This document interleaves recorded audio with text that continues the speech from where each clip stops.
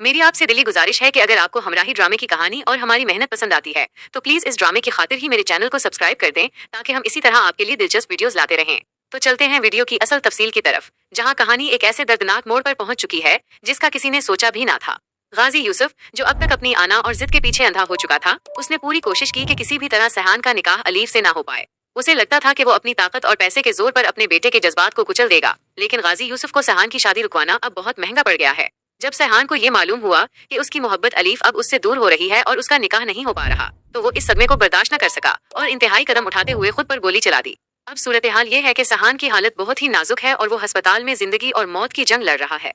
डॉक्टरों ने साफ कह दिया है कि अगले 24 घंटे सहान की जिंदगी के लिए इंतहाई खतरनाक हैं, कुछ भी हो सकता है।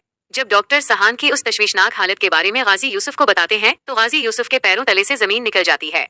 वो रोते हुए डॉक्टरों से कहता है कि जितना भी पैसा लगे, जितनी भी रकम जरूरत हो, मैं देने को तैयार हूँ, बस मुझे मेरा बेटा हर हाल में ठीक ठाक चाहिए। लेकिन डॉक्टर बेबस हैं और वो गाजी यूसुफ को यही जवाब देते हैं कि हम अपनी पूरी कोशिश कर रहे हैं, मगर इस बात की कोई गारंटी नहीं दे सकते कि सहान बच पाएगा या नहीं।